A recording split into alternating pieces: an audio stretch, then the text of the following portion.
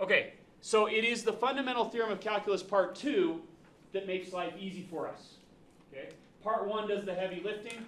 Part 2 gets all the credit. Okay?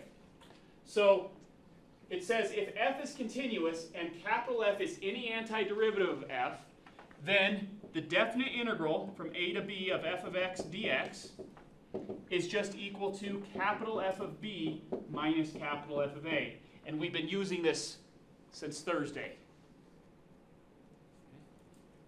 And this is what allows us to quickly evaluate the limits of Riemann sums. Rather than using the limit definition of the Riemann sum, we just look at the difference in the endpoints for the antiderivative. Okay. By the way, let me just say, this is a question about area, and this is a statement about the boundaries of the function of that region. Okay. We're somehow just evaluating the boundaries in a way. Okay, that's a really interesting point come Calc 3. All right. I'm not going to prove that tonight. Okay. I do want to show you this. Okay. So here I'm asking, so this will be the last thing I show you tonight.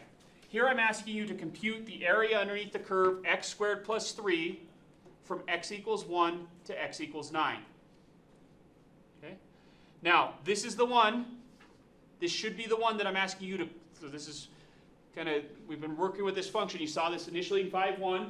We drew, remember we started off by drawing some Riemann sums, yada. Okay? In 5.2, I've asked you to now copy over and do all the work using the limit definition of the Riemann sum. Okay?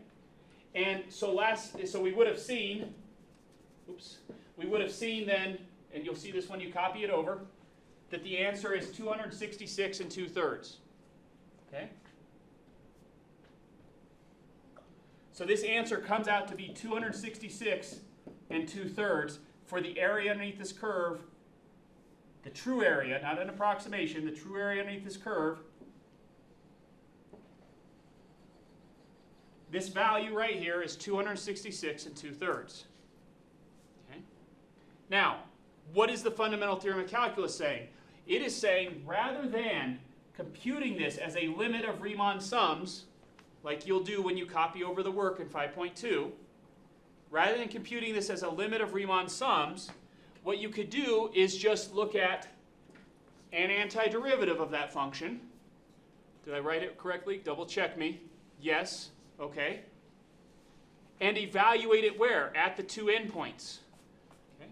Well, what is this ordered pair right here? If we plug a 1 into this function, we get 3 1/3, right? So I'll just go ahead, we don't usually write that, but I'm going to write 1, 3 1/3. Normally I would write that as 10/3, but let's just leave it because we're running out of time. Okay? And then let's plug in the other endpoint. Let's plug in 9.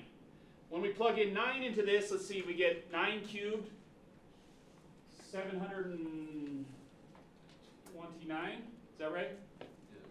9 cubed is 729 divided by 3. 243, 243 then plus 27.